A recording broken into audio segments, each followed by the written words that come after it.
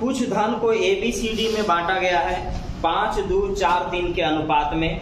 यदि C को D से 1000 रुपए अधिक मिले हैं तो B का हिस्सा क्या होगा? A, B, C, D में बंट रहे हैं और ये बटेंगे 5:2:4:3 में। एक लैंग्वेज में बोला कि C का हिस्सा D से 1000 ज्यादा, तो C का हिस्सा D से यहाँ कितना ज्यादा? 1 ज्यादा है। यही 1 का वैल्यू 1000 हो गया। ABCD में पैसा बांटा गया है 5, 2, 4, 3। फिर बोल दिया गया कि C का हिस्सा D से 1000 ज्यादा है, तो यहाँ कितना ज्यादा है? तो 4, 3 से कितना ज्यादा है? 1। तो यहाँ ज्यादा है 1 और इसी 1 का वैल्यू 1000 रुपया दे रहा है, तो 1 रेशियो का वैल्यू 1000 आ गया। तो आपसे पूछा B का हिस्सा, तो 1 रेशियो का वैल्यू 1000, तो 2 रेशियो का वैल्यू 2000। आंसर हो गया 2000। B का हिस्सा 2000।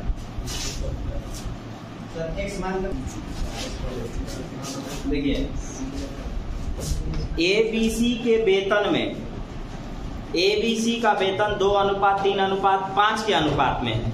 इनके वेतन में 15%, 10% तथा 20% वृद्धि होने पर इसके नए वेतन का अनुपात क्या होगा? आपको पता है एक बात कि 10% वृद्धि 110/100, 20% वृद्धि 120/100, 50% वृद्धि 150/100 लिखा जाता है। तो अभी अगर इनका सैलरी A का, B का, C का है 2:3, 3:5, 5:5। हम आपको एक बात बताए हैं कि कभी भी रेशियो देता है और अगर काटने वगैरह की जरूरत पड़े ना तो अपनी मर्जी से उसमें कुछ जीरो लगा दीजिए, कैलकुलेशन बच जाएगा, पॉइंट वगैरह का चक्कर नहीं आएगा। आप अपनी मर्जी से जितना जीरो लगाना चाहते हैं आप लगा सकते हैं, कोई दिक्कत नहीं। लेकिन जब भी जीरो लगाएंगे सेम लगाएंगे। तो हम मान लेते हैं कि 200 था, इनका सैलरी कितना था? इनका कितना था? 300। इनका कितना था? 500। तो सैलरी अभी इनका 200, 300 और 500 है, लेकिन इनका सैलरी में बढ़ेगा। एक का 15, 10 और 20% बढ़ेगा। तो 15% बढ़ेगा, तो 15% बढ़ने का मतलब 115/100। 10% बढ़ने का मतलब 110/100। तो 10% बढ़ेगा तो ये 110/100 कहलाएगा।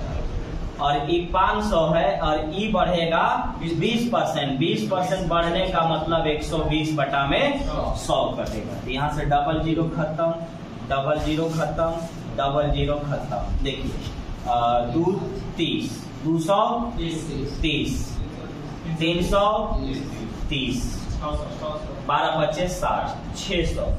काटते समय इस बात का ध्यान रखिएगा कि जब तक तीनों में कटेगा तबे आप काट सकते हैं, नहीं कटेगा नहीं काट सकते हैं। Single zero, single zero, single zero cut गया। अब नहीं कटेगा, तो अब इनके नए वेतन का जो अनुपात बना है वो बना है 23:33:7।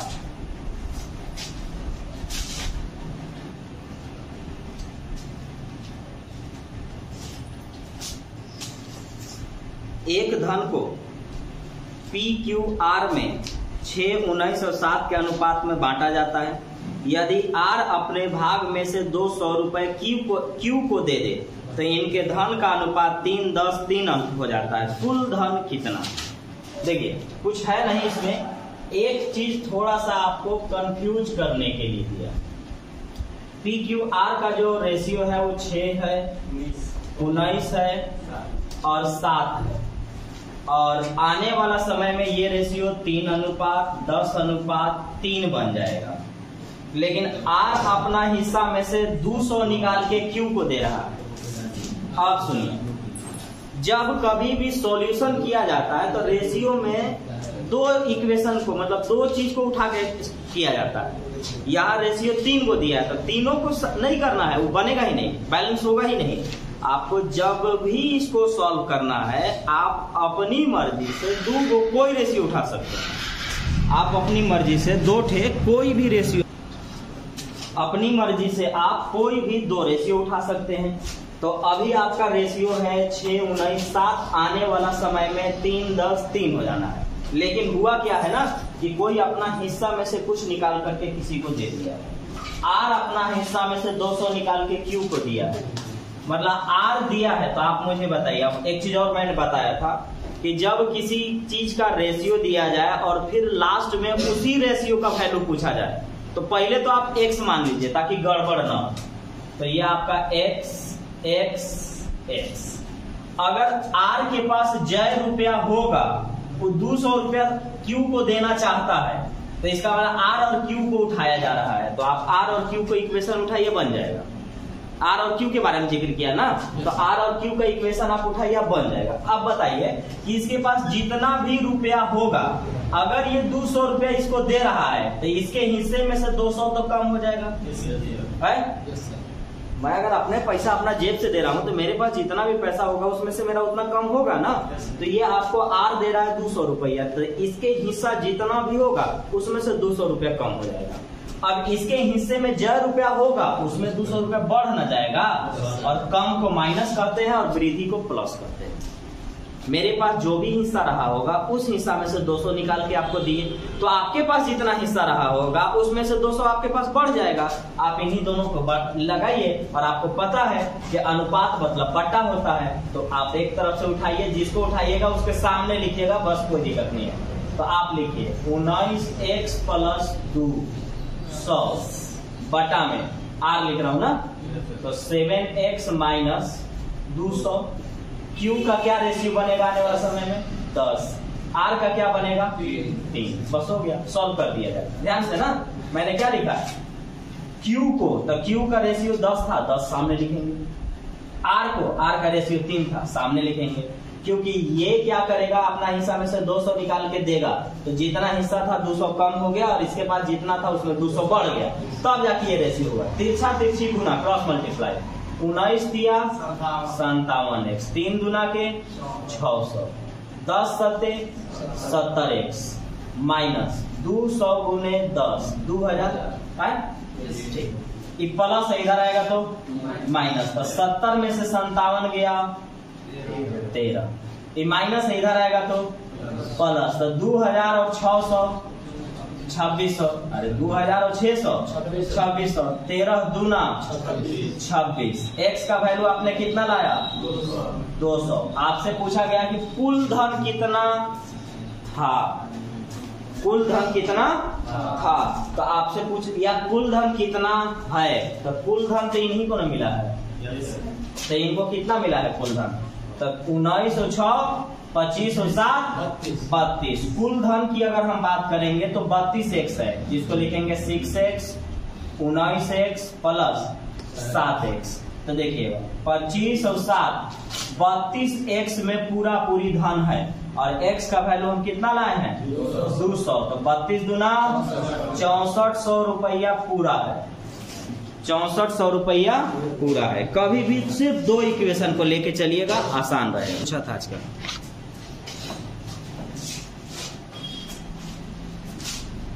आइसक्रीम की एक दुकान पर किसी शुक्रवार को वनीला तथा चॉकलेट की बिक्री का अनुपात, ये आइसक्रीम का नाम है जी, एक का नाम है वनीला और एक का नाम है चॉकलेट, और इसका अनुपात हुआ है 2:3।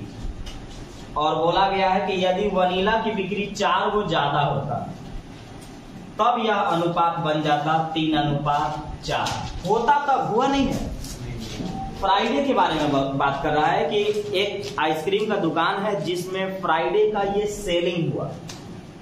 वनीला 2 रेशियो में बिका, चॉकलेट 3 रेशियो में बिका, तो अभी क्या है, ये 2:3 है। लेकिन कहा गया कि अगर वनीला 4 को और बिक जाता तब ये रेशियो 3:4 में हो जाता। तो आपसे पूछा गया कि उस दिन टोटल कितना बिक्री हुआ, बिक्री कुछ करके लिखा है, आंसर उस जगह पर थोड़ा सा इनकरेक्ट है। सही होगा कि उस दिन कितना वनीला बिका। ठीक है, तो देखिए आपको हम बता रहे हैं कि हमको वनीला ना निकालना है, तो आपको हम बताए हैं कि अगर रेशियो दिया जाता है तो पहले और उसी रेशियो का वैल्यू पूछा जाता है, तो आप पहले तो उनमें x से गुना कर दें। और अनुपात मतलब बट्टा होता है, तो आप लिखिए तो 2x बटा में 3x। वनीला जितना था उसमें अगर 4 को और बिक्री हुआ होता तब जाके यह अनुपात बनता 3:4। 4 को बिक्री हुआ होता तब, नहीं होता तो नहीं बनता। तो कह रहा है कि 4 और बिक्री हो जाता, तो क्रॉस मल्टीप्लाई 4 गुना के 8x प्लस 4 चौका 16, 3 तिया 9x प्लस इधर आएगा तो माइनस, तो 9 में से 8 गया x का वैल्यू 16। आपसे पूछा गया कि वनीला कितना बिका था, वनीला, तो वनीला क्या रेशियो में है 2x है, तो x का वैल्यू कितना है 16, तो 16 दूना 32 को बिका था, 16 दूना 32 को बिका था। और भी तरीका है लेकिन ये कोई खास नहीं होता है, इसलिए कोई जानने की जरूरत आपको नहीं है। यहाँ पर दिया हुआ है 2:3, आने वाला समय में होना चाहिए 3:4। ये वाला बढ़ रहा है, ये वाला बढ़ रहा है, तो ये बढ़ रहा है तो इसमें केवल वृद्धि होना चाहिए, ये वाला नहीं। तो ये आपको बैलेंस करना पड़ेगा, तो जितना देर में बैलेंस करिएगा उतना देर में सॉल्व भी हो जाएगा, ठीक है। क्योंकि यहाँ देखिएगा मैं बता दे रहा हूँ इसे, ये वनीला है और ये चॉकलेट है। आप बोल रहे हैं, आपका कहना है कि वनीला में वृद्धि होना चाहिए, तो ठीक है इसका रेशियो में, तो इधर रेशियो नहीं बदलना चाहिए था क्योंकि आप इस चॉकलेट के बारे में कोई डिस्कस नहीं किए, तो इस रेशियो को सेम करना पड़ जाएगा आपको। और सेम करने के लिए एलसीएम निकाला जाता है, और 3 और 4 का एलसीएम कितना 12, तो इसको 12 बनाइए। तो 12 बनाने के लिए 4 से गुना, तो इन्हें 4 से किए हैं ना, तो इन्हें 4 से करना पड़ेगा। 12 बनाने के लिए 3 से गुना, तो इधर 3 से गुना किए हैं तो इधर भी 3 से करना पड़ेगा आपको। अब ये आपका चॉकलेट पहले भी 12 था, अभी भी 12 है। वनीला पहले 8 था, अब कितना हो गया 9 हो गया। कितना बढ़ा 1 किसकी वजह से बढ़ा 4 को के चलते, 4 को बिकता तब है ना, तो 1 रेशियो का वैल्यू आप 4 कर सकते हैं। तो 1 रेशियो का वैल्यू 4। आपसे क्या पूछा गया वनीला, तो वनीला देखिएगा क्या रेशियो में 4 गुना के 8, तो 1 रेशियो का वैल्यू 4, तो 8 रेशियो का वैल्यू 8 चौका 32। आप ऐसे भी बना सकते हैं। हाँ, ये वाला कब मेथड ठीक होता है जानते हैं, बड़ा बड़ा क्वेश्चन पर जब लागू होता है, बहुत बड़ा बड़ा क्वेश्चन को ऐसे ही सॉल्व कर देगा। तो उसके लिए जान के रखना है, इसके लिए तो कुछ नहीं था, इसे सॉल्व हो गया जल्दी, वहां भी जल्दी हो जाएगा, कोई दिक्कत नहीं। लेकिन हाँ उस जगह पर काम करता है, बड़ा बड़ा क्वेश्चन को डायरेक्ट सॉल्व करता है। क्वेश्चन बोल रहा है कि दिया गया है कि x² y³ समानुपाती है, बराबर, ऐसा बोल रहा है कि x² और y³ समानुपाती है। समानुपात मतलब बराबर बताएगा, बराबर है। यदि x का वैल्यू 6 है, यदि x का वैल्यू 6 है और y का वैल्यू 3 है, तो बोलता है कौन सा समीकरण सही है। तो हमें दिमाग लगाने की कोई जरूरत नहीं है, हम सिर्फ वहां रखेंगे x और y का वैल्यू, जो बराबर आएगा वो हमारा आंसर होगा। उसने कहा क्या बोला कि स्क्वायर और क्यूब आपस में बराबर है, square cube square cube square cube square cube, ये हुआ बराबर है। कुछ समानुपाती मतलब बराबर, समानुपाती मतलब बराबर। तो बोल रहा है कि बराबर है, तो हम देख लेते हैं कि कौन सा बराबर होगा। तो अगर मैंने x का वैल्यू यहाँ 6 रखा, तो 6 का स्क्वायर 36, 36 गुने 3 108। अगर y का वैल्यू यहाँ 3 रखा तो 3 का क्यूब 27, 4 गुने 27 108। यहाँ पर 3 गुने 36, ये भी 108 और ये भी 108, प्रूफ हो गया। ये वाला समीकरण उठाना पड़ेगा। अब लैंग्वेज को छोड़ दे, तो ऐसा कहना चाह रहा था कि x² और y³ आपस में बराबर का काम करेंगे। कौन सा समीकरण रखिएगा कि दोनों तरफ बराबर मिल जाए आपको, कौन सा समीकरण रखिएगा कि दोनों तरफ बराबर मिल जाएंगे। तो x का वैल्यू कितना है 6 का स्क्वायर 36, 36 गुने 3 108। y का वैल्यू 3 का क्यूब 27, 27 गुने 4 108, दोनों तरफ इक्वल। हमारा ऑप्शन क्या होना चाहिए 3x² बराबर 4y³। ऑप्शन दिया हुआ है और सवाल बोलता है कि दिया गया है कि x/y² का विलोमानुपाती है। विलोम मतलब उल्टा, विलोम मतलब उल्टा, उल्टा का मतलब बट्टा में लिखना, उल्टा मतलब बट्टा में लिखना है। तो x का वैल्यू बोलता है कि x बराबर 1 है y बराबर 2 भी हो सकता है, और एक वाव दे रहा है कि अगर y बराबर 6 हो गया तो x का मान क्या हम रख सकते हैं, x का मान हम क्या रख सकते हैं।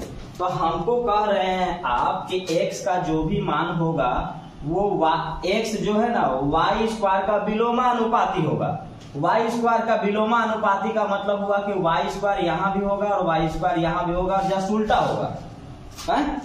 उल्टा होगा। तो अगर मैं यहाँ पर y का वैल्यू 2 दे दिया तो 2 का स्क्वायर 4, और y का वैल्यू यहाँ 6 दे दिया तो 2 का स्क्वायर 4 और 6 का स्क्वायर 36। काटेंगे तो 1/9, ऑप्शन फर्स्ट।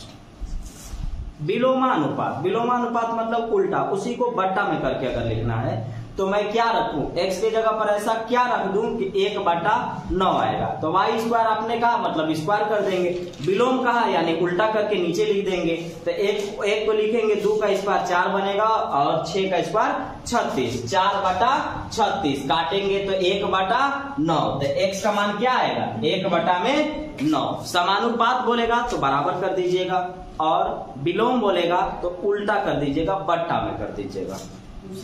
हाँ, उसी का।